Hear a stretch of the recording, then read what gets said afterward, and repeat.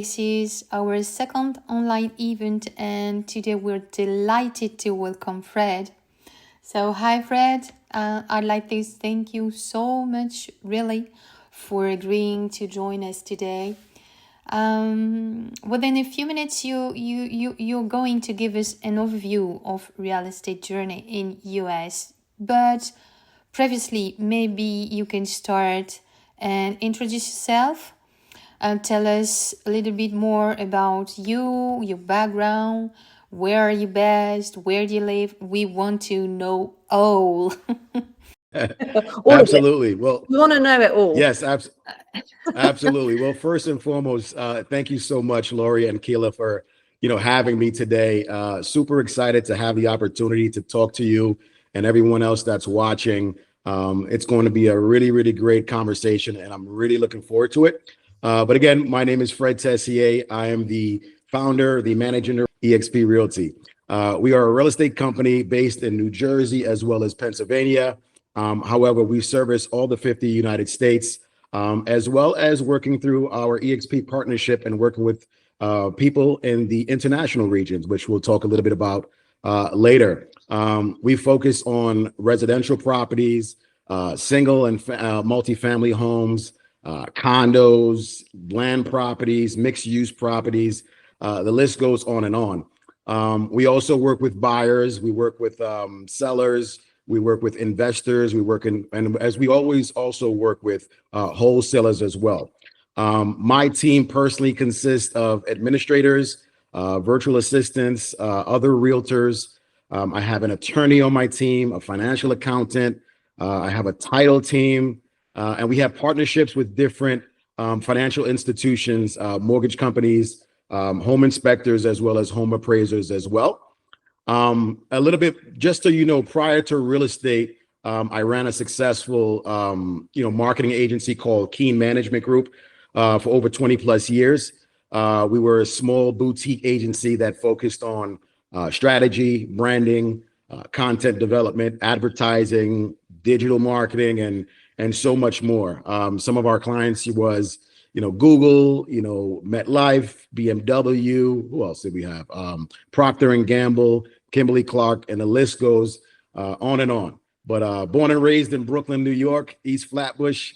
So really excited to be here, touching these UK streets with you guys.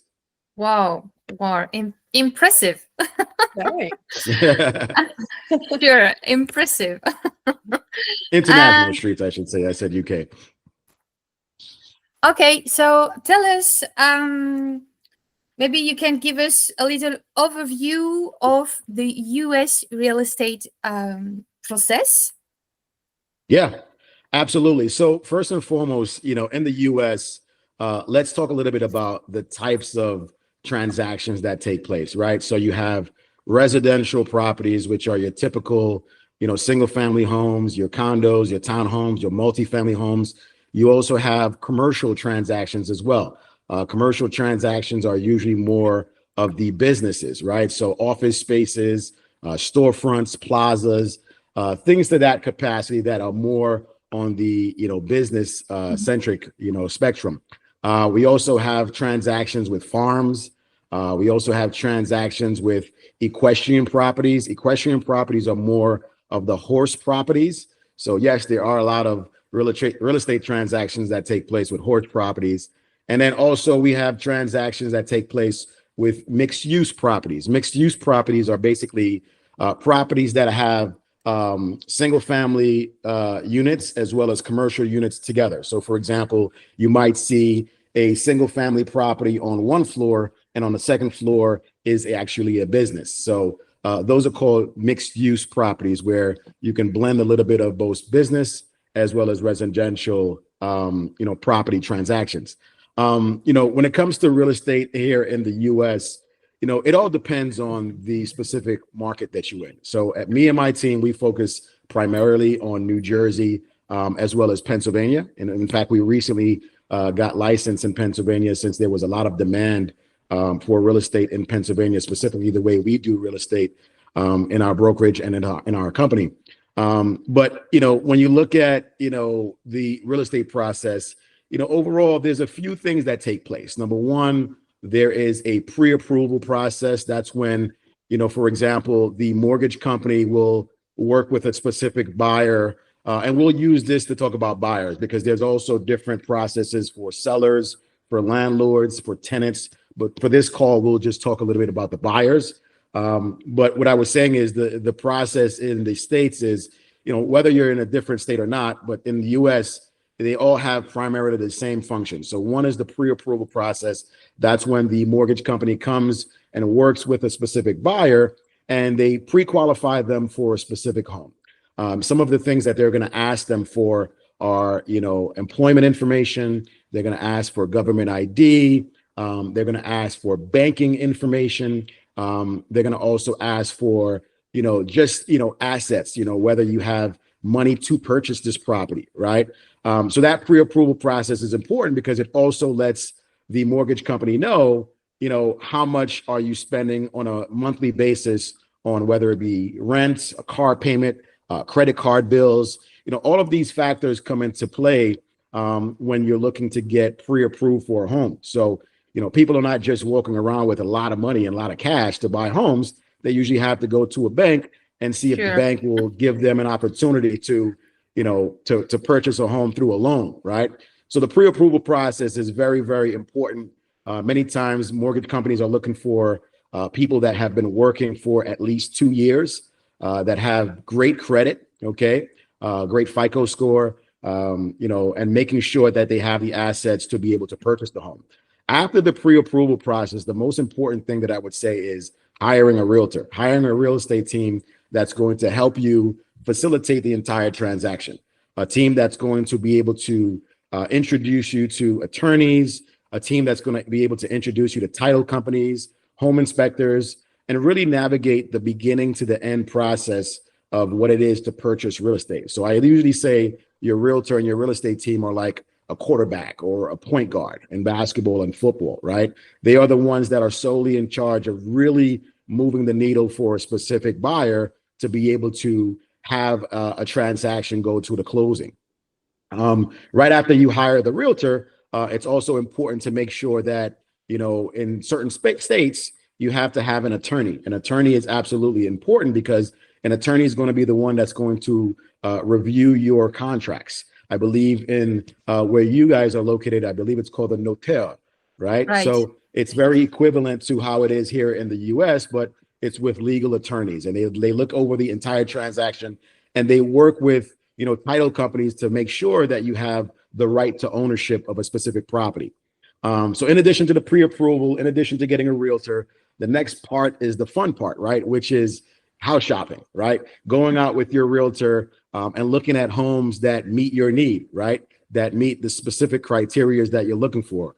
How many bedrooms, how many bathrooms, do you need a garage? Do you need a basement? What is the location of the property, right? Your realtor is going to be the one to educate you on all those factors and help you find a home that meets all those needs for you as well. So after the home shopping, sector, right after that is what we call submitting an offer. So let's say you find a home that you absolutely love. I'm pretty sure there are going to be, a lot of people that want that same home as well, right? So we are in a market in the US where there is a lot of demand, a lot of buyers, but there's not a lot of supply. There's not a lot of properties that are available in the US to meet the demand of how many people are looking to buy. So the submitting of the offer is absolutely important because you're competing against so many different buyers that are looking to try to buy the same house as your client. You're the agent, so your client is trying to buy this house. There's 50 other buyers looking to buy the same house. So your job as the realtor is to negotiate a great price, to basically strategize the offer and not focus just on the price, but also focus on the terms. For example, what does a buyer plan to do with home inspections? How do they plan to address an appraisal gap? What's the time frame for closing? Who the mortgage company is, which is a big factor as well. So all of these areas are big parts of when you're submitting an offer. And I believe also, who matters. One thing about me and my team, we're very known here in the US especially in New Jersey and Pennsylvania. So whenever we submit an offer to a specific seller and their selling agent, they're very familiar with us. They know how we work. They know we bring transactions to the closing table, and they know that we move forward as much as possible to create a collaborative environment and to create an environment that's going to get everyone a victory, right? So after submitting the offer, the next step, for example, I'll just use New Jersey, for example, because New Jersey is different from a Chicago or Florida, right? Once you submit an offer, the next step is what we call the attorney review process. The attorney review process is basically an up to 3-day period where the attorney for the buyer and the attorney for the seller, they come together and they discuss the specifics of that contractual agreement, right? They'll go through things that are going to benefit their clients. Many sellers are going to have attorneys that are going to write specific languages that are going to benefit, the seller. And then there's also buyer's attorneys that are also going to write additional, verbiage in the contract agreement that's an addendum that's going to benefit the buyer as well. So when both attorneys come together along with both agents, that's called the attorney review process that happens in New Jersey, as well as, sometimes in New York as well. After the attorney review process, we then go into the title services, right? So title is important because title gives a buyer the opportunity to know that this specific home is theirs, right? That when they buy it, they're not going to have someone knocking on their door saying, hey, you purchased this home, but this home was given to me 20 years ago by my grandfather, so you don't own this home, right? So title services are important to make sure, to cover that. It's an insurance policy that covers that. It's a one-time insurance policy. Right after title services, we then go into the home inspections, right? The home inspections are absolutely important because the home inspections gives the buyer the opportunity to see, what's under the hood, right? And what we say under the hood is very similar to when you're buying a car. The car may look beautiful on the outside, but when you lift up the hood and you check the tires, there's some things that need to be maintained or taken care of with that particular car. So it's the same way for a property. When you're buying a home, the aesthetics of the home may look beautiful. You might see beautiful countertops, a beautiful curb appeal, beautiful landscaping, all these great things, and cabinets and all the aesthetics of what a home may look like if it's renovated, etc.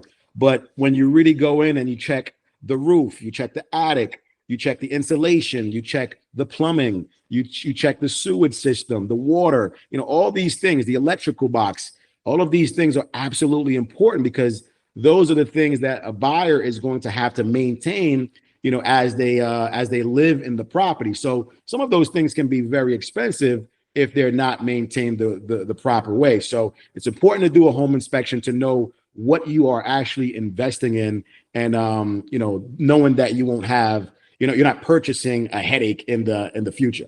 Right after the home inspection comes the appraisal. That's when the mortgage company sends a representative, to the property to take a deeper look at the property to see what the house is actually worth. Okay. Once they determine what the house is actually worth, that's when they issue what the next step is called a mortgage commitment.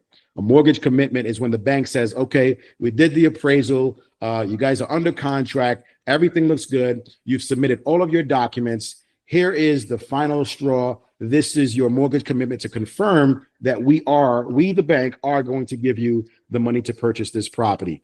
And right after the mortgage, commitment comes the big celebration, closing.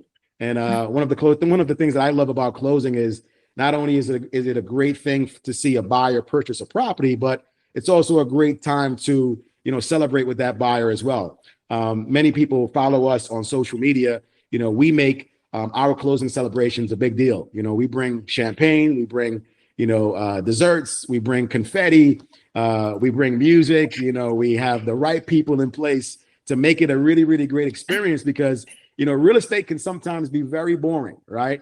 So we try to set ourselves apart. We try to make it really, really great. If you guys are watching and you want to see what some of our closings look like, feel free to log on our Instagram, which is at Tessier Property Group. There you can see some of the testimonies of our clients, what they're saying about us, some of the reviews, and also seeing the videos of start to finish from a closing celebration. I know I did a lot of talking, so let me know if you need me to pause at any particular time, okay? I would really like to just ask a couple of questions. I know we've got time at the end to ask questions, but Yes, there's just a couple of things that you said, Fred, that really kind of blew my mind. So from start to finish, how long is a process, would you say, on a standard one, not on a particularly complicated one? Oh, have we lost Fred? Yes, I think. Oh, he didn't like my question. Did I lose you? Yes. Are you back? Now Wait, you're hold on. back. Let me try to log back on. Oh, there you are. Can you hear me? Did you not like my question? I didn't hear your question. I'm so sorry about that. No, I was saying, it kind of struck me what you said, and there's quite a few things that give me pause for thought. But so on an average sort of sale, how long is the process? I would say about typically 45 days. There are some mortgage companies that can do everything that I just told you in 2 weeks. And those are the type of mortgage companies that I like to work with, because it gives us an advantage when we're submitting an offer, right? Because when you're looking at a seller's main goal is to sell their property for profit, right? So the longer that takes, the longer they're going to be frustrated. So if you can do it quickly and effectively and efficiently, many times you'll be in the great races for an offer to get accepted. So typically 2 weeks to 45 days. Wow. So that the standard sale in France is 3 months. 3 months? Yeah. For a standard one, right? Just for wow. It's a minimum. It's a minimum. Wow. And so when you talked about the different types of properties that you sell, of course, in France we have an organism which specializes in selling agricultural land or equestrian land, and safeguard nature, and that often takes an extra month on top of that, just because we like our bureaucracy. Yeah. Wow. That's very interesting. Honestly, when it comes to the equestrian properties, many of the deals that I've done have been more so cash, right? Many of them have been really investors that are looking to get into the world of equestrian properties, and maybe previous, owners, but they always come with cash with those properties because they have a business aspect of what they're looking to turn the equestrian property into. So it's not usually just for leisure. Maybe they're looking to have a horsing academy or some type of, nonprofit situation going on. But yeah, it's usually a cash offer. There are very selective mortgage companies that would finance a farm or equestrian property. So it takes a lot of research and due diligence for those. Okay, great. Be careful, Fred, because we will probably come to work with you in USA. Yeah. Listen, I tell you, I would love for you all to come to the US and work with us. I love our process. I think our process is pretty neat. I don't know if I could wait 3 months to get paid, though. Yeah, you have to be pretty patient. Yeah. Yep. Hi, everybody. Nice to meet you. Thank you, Mr. Tessier, for introduce us all this information. Very nice. How much cost the attorney part? You tell that you need an attorney for the buyers and for the seller. How much does it cost? Is it a percentage of the price as in France? Yeah. So you're saying how much does it cost the buyer or the seller to hire an agent? Yeah. No, not the agent for all the juridical parts. Oh, the cost for the entire journey. The cost. Yeah. Yeah. So great question, by the way. And what's your name? Your name is Zelda? Yeah. Okay. So the process, or should I say the funds in the US are a little bit different. So every property, whenever you're buying a property, there's a down payment and there's closing costs, right? A down payment is, just the way it sounds. A typical down payment is, how much do you plan to put down on a property? And the closing costs are usually the associated fees to purchase and close on that property. So you might be working with a title company, a realtor, you know, a mortgage company. Those are usually about 2.2 to 3% of the actual purchase price. So 2 to 3% are those closing costs, which are important. So if you're having someone buying a property for $500,000, 3% of whatever that math you know equals, that's what a buyer would pay for closing costs, in addition to the down payment of their home, which there are different programs that allow, you know, buyers to put down as little as 5%, 3%, 3.5%. There's different programs depending on your financial situation. But altogether, I would say you're looking at about 6% in detail. So if I can just double check, the down payment, that's not a deposit. That is.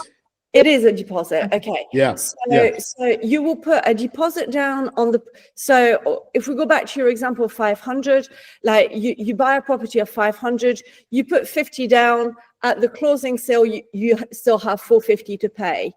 That is correct. And you also have a mortgage. So the difference is, let's say you put 50K down, right? The house, let's say, is 500,000, but you only put 50K down. And let's say you put another, you know, 20K down for closing costs. That's only 70K. The house costs 500. So you're basically borrowing the remaining balance from the bank.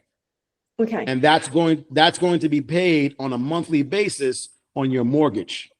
Okay. Okay. And presumably mortgages are not fixed term. Well, you can have a mortgage that is a fixed term, or you can have a mortgage that's not a fixed term, right? So, and there's a 15-year mortgage and there's a 30-year mortgage. What fluctuates is the actual interest rate if you get an adjustable rate mortgage, where you know, one day it could be 3%, one day it could be 6%, one day it could be 10%, right? That's going to always fluctuate. But if you get a fixed mortgage, you're going to be locked in for a specific amount of time for that interest rate. More so, we see a lot of people doing fixed mortgages as opposed to adjustable rate mortgages.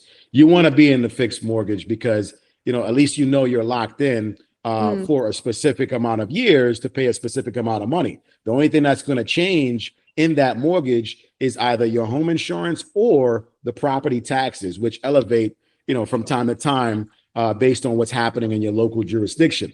But, you know, I love the fact that, you know, fixed rates are the best way to go. And the good thing is, let's say you have a fixed rate of 7%, right? But in 3 years, the rate goes down to 4%, right? You can always refinance that property to go into that 4% rate. You know what I mean? Okay, I see. It's quite the same in France, for sure. I have a few questions regarding regulation. For example, for a foreign, I imagine that I would like to buy a property in USA, in New York. Let's say in New York. I would I would love to buy one in New York. And do I need to open a bank account in US only, or if I'm having an international bank, it's okay, or how does it work? That's a good question. If you're financing a specific mortgage for a property, you're definitely going to need a bank account, right? Okay. Because there is something happening in this world called fraud, and a lot of people are getting involved in fraud. So a mortgage company wants to make sure that you have the right assets coming in, and they want to be able to trace where those assets are coming from. They want to be able to know that you have a steady paying job, right? They're going to want to know that you've been at the job for a specific amount of time. They're going to do an employment verification. They're going to want to see that you're going to be able to pay them back at a specific, you know, amount of time, right? In that 30-year fixed, you know, mortgage. But if you don't have a mortgage and you want to buy a property, you can buy it cash, right? You don't necessarily need a bank account to show bank statements and things to that extent. But if you're going to buy a property cash, you're not going to show up to the closing table with cash in your hand, right? You're not going to have a big suitcase of cash. You're going to need to have, you're going to need to have some type of banking information that shows that you're actually wiring the money or you're supplying the funds for the purchase of this particular property. Okay, That makes sense. Can you imagine someone going into a closing with a suitcase full of cash? I mean, that would be hilarious. Who's counting? Who's counting, Kayla? Hey, don't get any ideas, Kayla.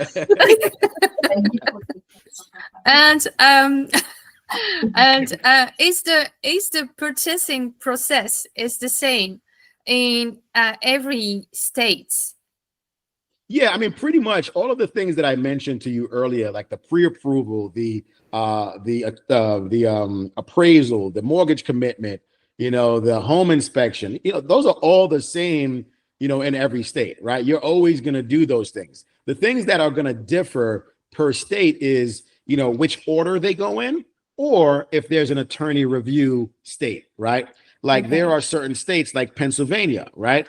When we sign an offer for a purchase, there is no attorney involved. So your realtor has to be very educated legally as well to understand how to navigate a transaction. So for me, when I work with clients in Pennsylvania, I throw on multiple hats. I'm not just a realtor, but I'm also an advisor on a legal component as well, because I want to be able to protect my clients at all times. So I make sure that before they sign anything, they know exactly what they're signing. They know exactly what they're getting involved in. They know the process, and there is no, question on what the down payment is, what the closing cost is going to be, how much money they have to bring to the closing table.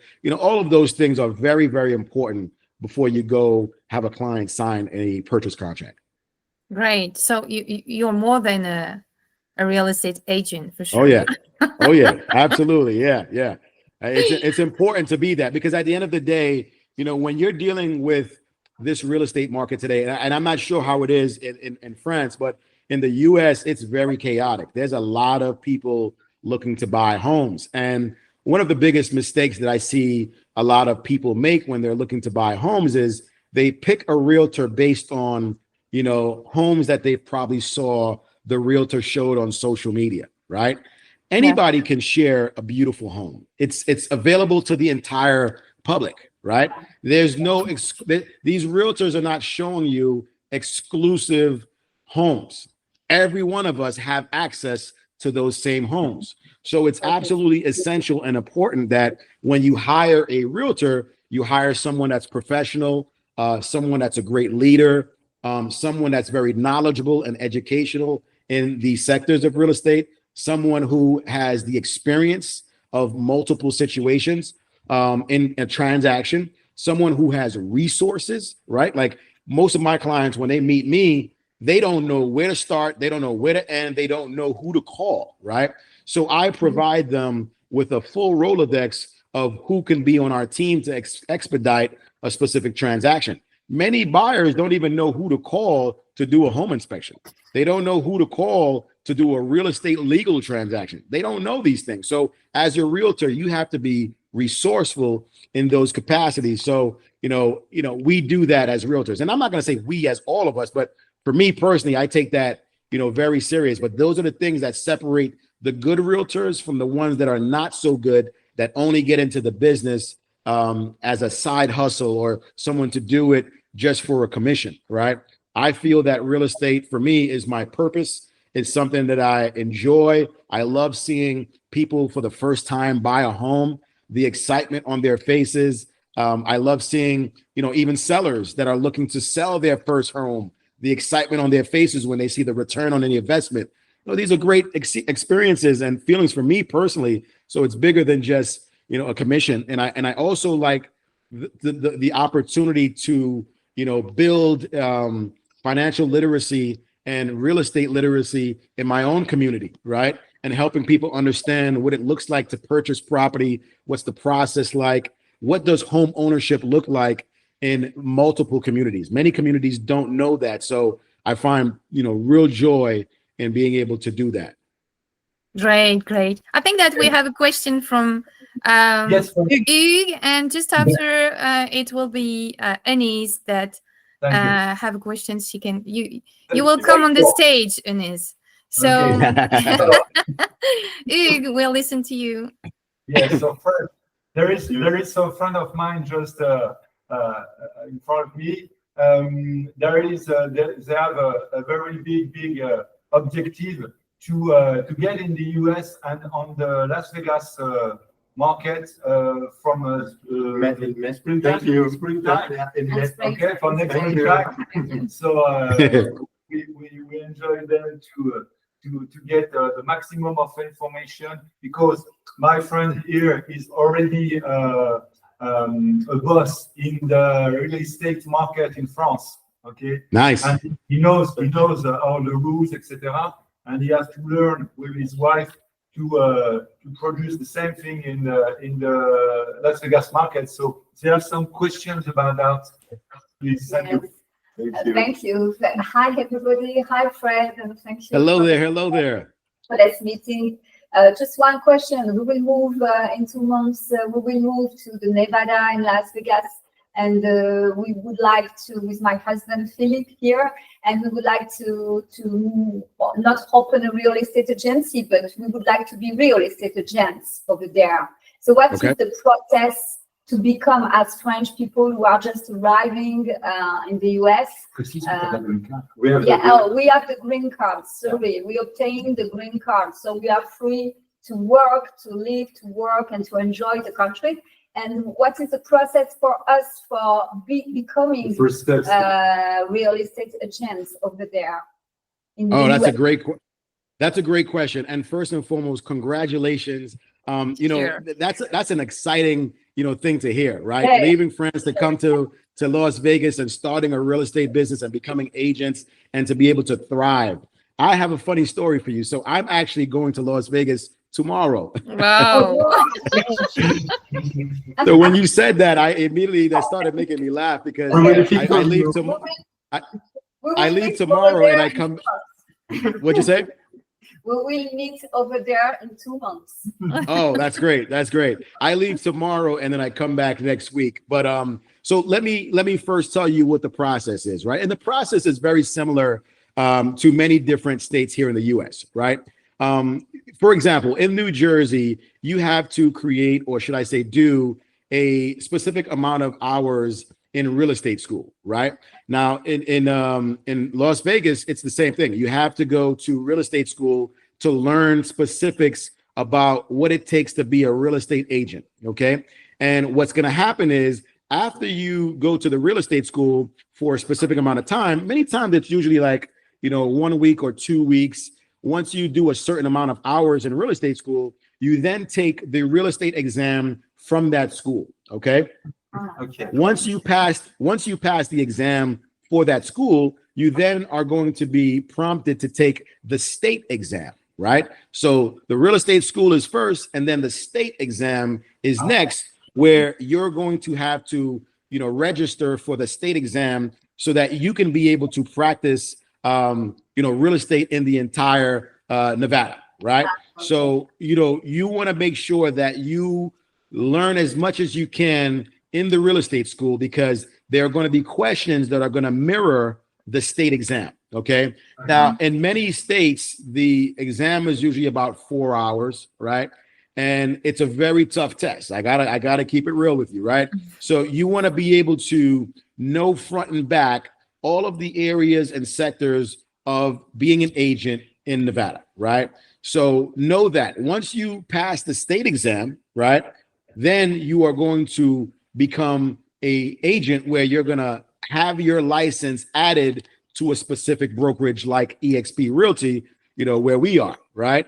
So It's a very simple process. I think the toughest part is just understanding the real estate school and the real estate test. And then I would also say, even after you pass the exam and you get into a brokerage, it's important to get a lot of different mentorship as well, right? Because, many times they'll get a license and they'll think that the world of real estate is very similar to what you learned in real estate school or on the exam, but it's the total opposite, right? There are so many things that take place after the exam in real estate that you don't learn in real estate school. You know what I mean? Real estate school is just basically just to get you the license, but there are so many different areas where a good mentor, after you get part of a brokerage, is going to help you navigate how to write an offer, how to create certain scripts, how to be able to negotiate, right? How to, work with buyers, how to work with sellers, what are the strong points, the pros, the cons, right? Of being an agent, and how do you navigate around those, right? I think honestly for me, and I don't know if Laura and Kayla can agree to this, but I feel that real estate is very psychological, right? While I do know that it is a transactional sales business, it's really psychological. And once you get and become a realtor, you're going to understand what I mean by that. There are triggers and emotions and conversations that you're having with specific, buyers and sellers that sometimes are not real estate related, but also intertwined with being a realtor. And it's a big part of whether they move forward with the process or not. So it's very psychological. So those are things you don't learn in real estate school. Sure. That needs empathy for sure. Yeah, Yeah. absolutely. So I'm hoping I answered your question there. Yes, just a last question. How long does it take for following this real estate school? So the real estate school in the US usually is about 1 to 2 weeks. And then immediately after you pass the real estate school and then take the exam, you can literally the next day apply, with a brokerage to become an agent with a real estate brokerage. So I would say, honestly, the entire process can literally be 3 to 4 weeks. Wow. Okay. Well, thank you. We will. Yeah. We will. Congratulations. Yes, Thank congratulations. If Sure. I'm looking to go buy out there, I'll be sure to give you guys a call. With pleasure. Yes. Great. Anis, I think that you have questions, right? Come on the stage. Yeah. Hey guys, I'm on the stage now. Yeah. Denise. Fred, so I know you mentioned the different facets that make up, I guess, the closing process, but I didn't realize that closing costs can be so high. So I guess I want to know, first, why are they so high? And can the banks actually cover closing costs? I actually just submitted some information to get pre-approved for a mortgage this morning. So Oh, nice. yeah, and so I'm thinking to myself, I'm like, man, maybe I should have asked for a little bit more because I don't, So yeah. Yes, that is a great question. And number one, I don't know why they're so high, but they're usually high because every one of these providers are providing a service, right? So when you look at the fees and a closing costs, for example, you'll have an attorney, right? You'll have a mortgage company that's providing an appraisal cost, a loan application fee. There's title services. There's also realtors, that you have to pay as well. So all of these fees coming together, it's important that that these providers are providing this service to you. So they're needing to get paid, right? Now, here's the good news. The good news is that yes, the mortgage company can help you with those closing costs. There are different, and I've done this many times. There are clients that I have that are very limited with funds for a down payment and closing costs. So what we do is I reach out to many of the mortgage company relationships that I have, and I work with those mortgage companies to get my buyers specific grants and credits from the actual state. Right. So I can, if you're working with me in the state of New Jersey or Pennsylvania, I can work with you to get up to $20,000 cash, right? That's going to compensate for your closing costs, right?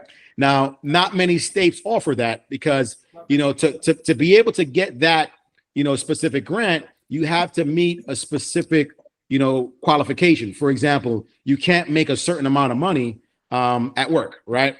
You have to have a certain credit score, right? So there are qualification factors in that. But to answer your question, yes, a mortgage company, the right mortgage company, would be more than able to help you get, the closing costs so that you can be able to fund the purchase of that transaction. Okay, thank you. So that's something I should discuss with the realtor. Yes. As a loan officer, or is that something that you would, I guess, discuss with a loan officer versus a realtor? Either or. So here's the thing. The realtor is like your point guard. They're the navigator. They're the quarterback. You could always go to the realtor first and say, hey, listen, I'm looking to get, some closing cost assistance. How do I go about that? And then the realtor will say, hey, listen, let me put you in touch with this loan officer at this company. That way you can be able to have a great conversation with them about what that criteria is. You know what I mean? So either or, but if you already have a direct relationship with a loan officer that's working and servicing your loan to purchase this new property, yes, absolutely. Bring that up to them, because there are a lot of, states that offer this assistance and it's free money. Why not use it? Right. Okay. Thank you. But I will caveat one thing though. There are some stipulations in that. There's always red tape, right? There's always, the hidden lines that people don't realize. So some of these programs, if you do get this down payment and closing cost assistance, you can't refinance that home for 5 years or maybe 7 years, right? So there are things that are important to note. So let's say you purchase a property at a 7% interest rate, but then the interest rate goes down to 2% next year, right? That's going to make your mortgage go significantly down. Most people would want to refinance immediately, but because you opted into this closing assistance program, you can't refinance for up to 5 years. Oh, wow. Okay. So make sure you ask for those red tapes as well. And Fred, how many percentage cost this refinancement? Because in France, it costs A lot. not free. About 2%. Okay. Okay. Can you explain how the market is divided between owners and renters? Owners and renters. So, honestly, it depends on the market, right? So I'll give you an example. New York City is a very big city. It's actually where I'm from. New York has a lot of renters, right? There are a lot of people that don't own property in New York because New York is very expensive, right? To be able to purchase property in New York, you are sitting on a gold mine, right? So in New York, you'll see a lot of renters renting properties as opposed to owning properties. Now, if you go to some place like Florida, you're going to see more owners than you see, renters, right? So it all depends on the specific market that you're looking for. Whatever that market is, I can always do a deeper dive, a deeper analysis to find out what those, the categories look like between owners and buyers. But it also separates per town, right? So you might have a specific town in Florida that has more owners and less renters, right? You might have a town in New York that has more owners than renters. So it all depends on the census of that specific town and that specific state. So it's not one general answer. It's based on location. Okay, great. Thanks. Fred, could I ask you a couple of questions? Absolutely. So you said about the home inspection, right? The home inspection is really thorough. Now, I regularly have American clients buying in France. So it's quite useful for me to understand exactly what you get in the US and what we propose in France, because obviously there's often some gaps between the two. The home inspection inspects the details, right, of the house, from the roof to the electricity to the plumbing, all of that. Is that something that is that standard? Is that across the states of America? Yes, absolutely. Because here's the thing, Kip. When you're purchasing property, you're not just purchasing property. This is a big investment, right? You want to make sure that as a home inspector, they're looking at every part of the home. Now, you mentioned the roof, you mentioned the electrical, you mentioned the plumbing, but there are other factors that are important in a real estate home inspection as well. For example, one particular inspection that many people overlook is what we call the radon inspection. Now, radon is a radioactive gas that comes from the basements, that comes from the ground. You can't see it, you can't smell it, you can't taste it. But over time, if a radon level is above a specific state required amount, it can give you lung cancer, right? Oh. So many people don't test for radon. I always make sure that if a home has a basement, and sometimes even if it doesn't, test for radon, because that's a big part of whether or not it's a good investment for you. Now, there is a good side to that as well. If a home has radon, you can always have the seller install a mitigation system that clears the radon to a specific level, so that it's not, something that's harmful to a specific person that's living in the house. So radon is absolutely a great test to take as well. Another inspection that's absolutely important is an underground oil tank sweep. Okay. Now, what is that basically?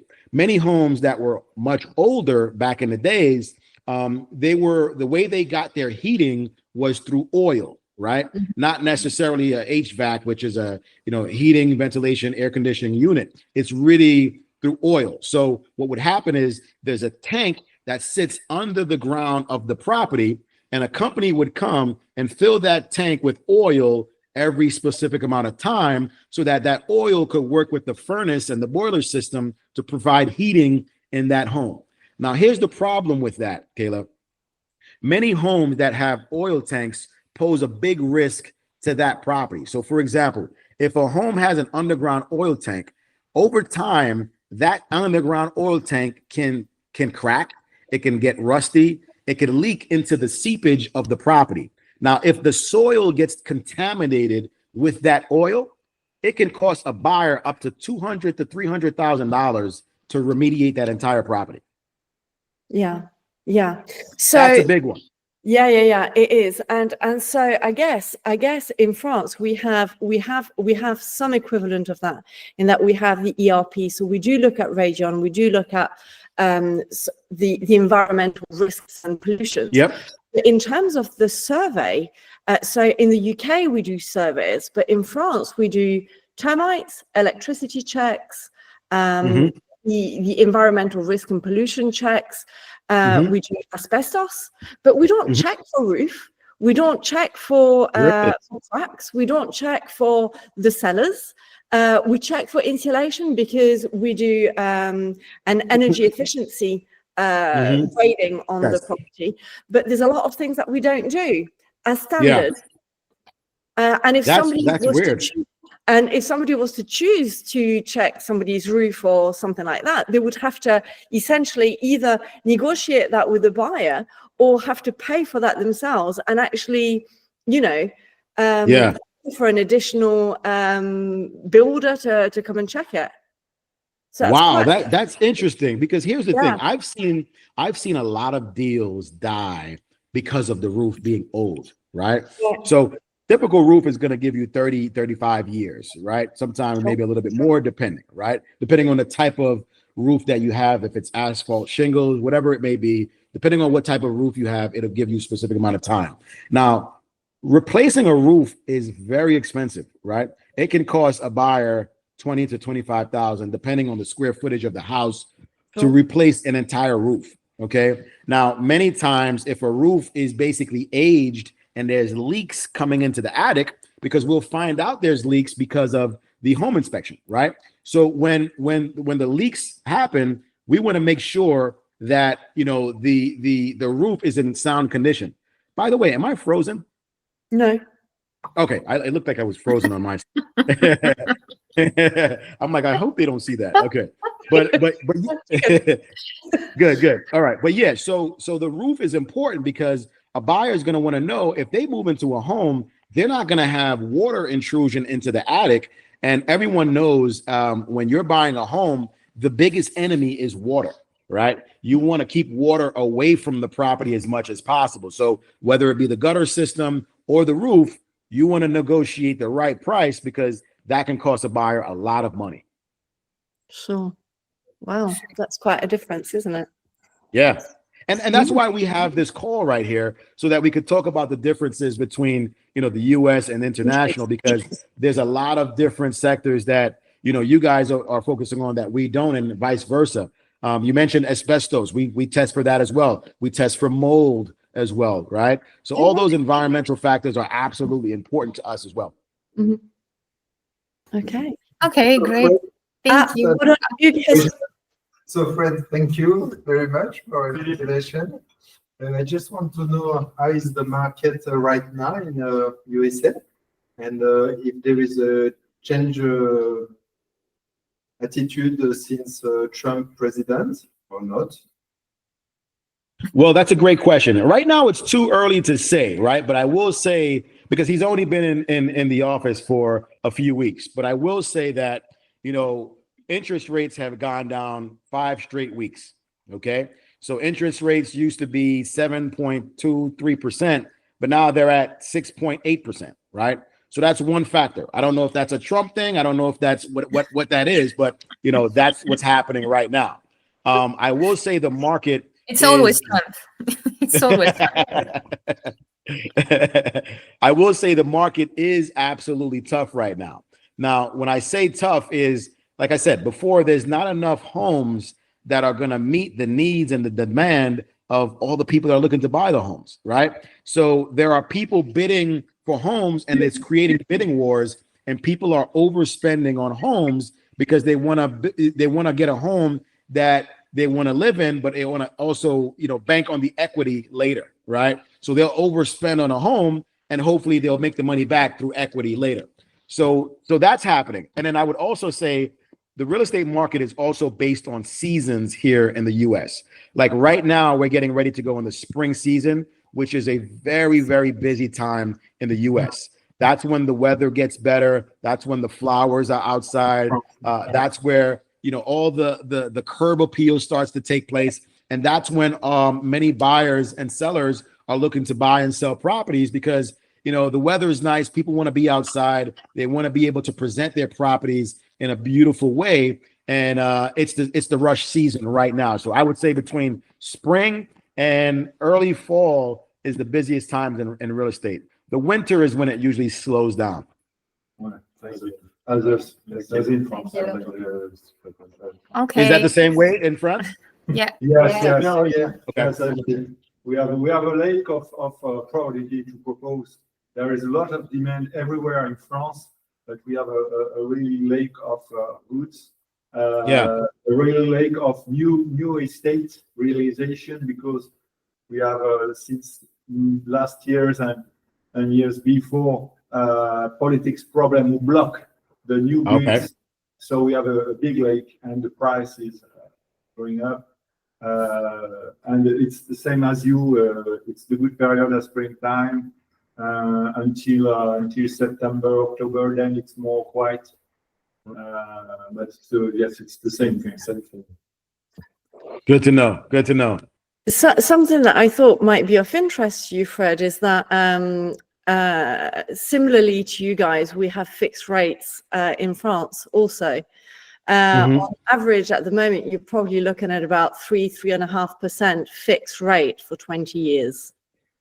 Wow, that's a very low rate. That's amazing. And if you were to ask most French people, they would be most unhappy about the fact that the rates are still very high. Absolutely. In the US, the rates are in the high 6s to 7%.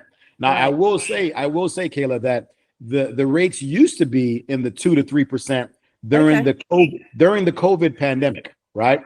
That's when we saw the rates at an astronomical, crazy decrease. But I'm not sure that rates are going to ever go back there for a long time. Yeah. Well, during COVID in France, we're under 1%. Yeah, sure. Laura, you should have told me. I would have bought property. Yeah. Well, But you know, we didn't know us. Otherwise, I will advise you. For sure. We have the lake and the mountain. Yeah. Oh man. Louis want to ask for questions. So Louis, come on the stage and ask your question. It will probably be the last one. Yes.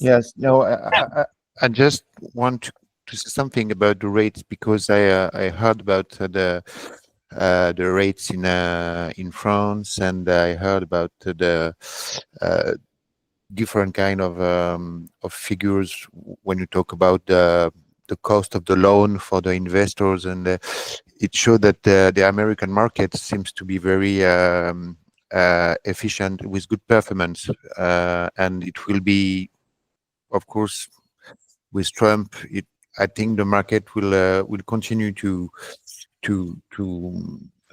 be very efficient in terms of performance. Okay, but I'd like to say maybe for investors we can build some different kind of loan in order to allow them to come and take the performance of the American market in terms of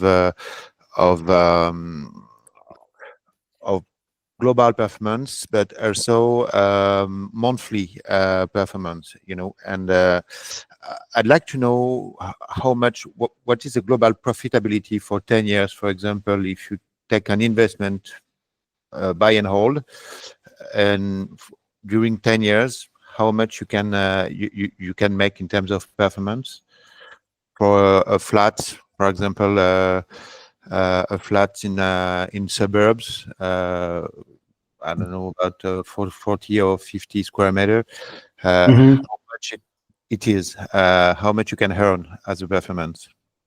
That's a great question, Louis, and thank you for sharing that. Now, I will say this. Now, it's hard to predict what the next 10 years are going to be. No one has a crystal ball to say if you invest in this particular market or if you invest in this particular location, your 10-year profit is going to look like X, Y, or Z. I will say that as an investor, when you are purchasing property, make sure that you're investing in areas that are thriving, right? Areas that have great transportation, areas that have great schools, areas that have attractions like a stadium, malls, areas that have great parks. Those are the factors that are going to really make a big difference in the next 10 years. Now, to give you a specific figure, it's very difficult to do that because no one knows. There are so many different factors in the economy that can make that go up and down. But I will say that, as a investor myself, I always look at those specific things when purchasing property because I know those things are going to always point upward, right? Where upward, I don't know. But, I always tell people that real estate is the gift that keeps on giving, right? Real estate has been increasing significantly for decades. People are investing in real estate more than they're investing in stocks, right? Real estate is a sure thing. Right now, don't get me wrong. Many people can beg to differ and they can say, well, in 2008, there was a big crash and, all these things that can happen. But I would more so bank on real estate than any other financial asset because me personally, I've seen what real estate has done, for me, right? Real estate has increased my portfolio significantly. It's been able to give me the opportunity to help other people as well. So I think as an investor, when you're investing in properties and you're looking to build equity, make sure that those sectors are areas that you're looking in. Okay. That's Thank a really you. good answer. Thank you. Thank Perfect. you so much, Fred. Thank you so much. You got it. Okay, so I think that it's time for us. Thank you. Thank you so much, Fred, for your time today. I know you're busy. Much Thank you. appreciated. And thank you all for being there. We hope that you learn a lot today. For sure, we remain all available if you have additional questions. You can reach us out through our social medias or over the phone. I will give you all the details. And thank you so much, Fred. Thank you, Kyla, and have a good day. All of you, have a good day. Good luck.